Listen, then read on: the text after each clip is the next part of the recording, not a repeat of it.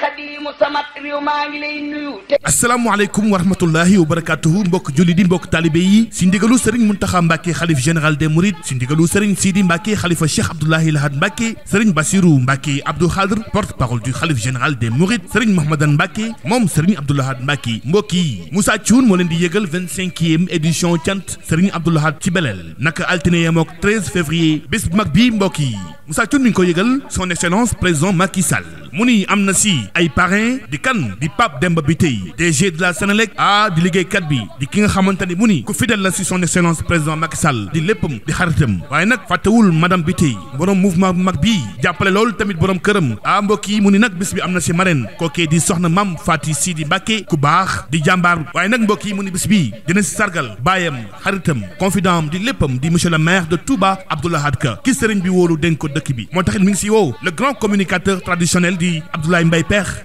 si sargal bu mag boobu bés bi nag mbokk yi Moussa Thioune nee na am na si ay invité d'honneur ñu mën see lim soxna Bali Mountakha Mbacké soxna Bali mii nag di bàjjanu ñëpp doon nit ku baax waaye tamit fàttewul soxna Momi Kébé la femme très sociale ki gaaw si soxla yi mu ni mi ngi si woo soxna Assou Mbacké Gaynde Fatma di si woo soxna Mame Khary Mbacké moom Serigne Mourtada di si woo Serigne Bassirou Mbacké Khadim Awa Ba ku bëgg lu baax mu ni waaye tamit Serigne Galas Kaltom Serigne Matar Diène Serigne Fallou Mbacké transitaire Serigne Abdoulaye Diakhaté Serigne Mourtada Lo adjoint au maire Serigne Fallou Mbacké président du conseil départemental de Mbacké mbokk yi bis bi nag Moussa Thioune nee na am na tamit ay invité d'honneur ñu mën see lim monsieur Amadou Ba premier ministre monsieur Antoine Félix Abdoulaye Diome ministre de l'intérieur monsieur Abdoulaye Daouda Diallo directeur de cabinet monsieur Aly Ngouille Ndiaye ministre de l'agriculture monsieur Samba Ndiobène Ka ministre du développement communautaire et de la solidarité monsieur Gallo Ba maire de Mbacké ministre de la fonction publique di xaritam doon nag liggéeykat bu mag madame la ministre de la femme Fatou Diané monsieur Matar Ba chef de cabinet Serigne Cheikh Abdou Lahad Mbacké Gaynde Fatma ministre conseiller auprès de son excellence président Macky Sall di si woo également honorable député Omar Youm président groupe parlementaire Benno Bokk Yaakaar monsieur Isma Dioum conseiller spécial du président di si woo tous les députés honorable Matar Diop honorable Cheikh Abdou Mbacké Bara Dolly mboolem haut conseil des collectivités territoriales honorable Alla Sylla honorable Mafari Ndiaye honorable Mbaye Tine ak it mboolem conseil économique social et environnemental honorable Mara Diop honorable Abdoulaye Seck Sadaga monsieur Mor Gaye bokk na si invité d'honneur yi Serigne Sadekh Mbacké Serigne Cheikh Mbacké solution di adjoint au maire si Touba doon nit ku baax loolu Serigne Modou Mbacké Bara Dolly di si woo PDG Mohamed Silla PDG Cheikh Mbaye Gueye Cheikh Mbacké Lo opérateur économique monsieur le directeur de SNEPS Lamine Bara Gaye ak it xaritam di léppam doon ku baax ku yiw loolu di Serigne Modou Kéman Diop mu ni fàttewu ko bis bi nag ñu fas yéene si tamit rendre hommage Serigne Sidi Mbacké moom Serigne Cheikhouna Abdou Lahad Mbacké ñu fas yéene ko ñaanal fàttaliku ko moo taxit dinañ si amal programme bii dinañ xëy jàng alquranul karim yu tàkku yéene ko mboolem way dawlu amal tamit jàngub xasida amalit ay bernde waaye tamit dalal gan yi fii si këram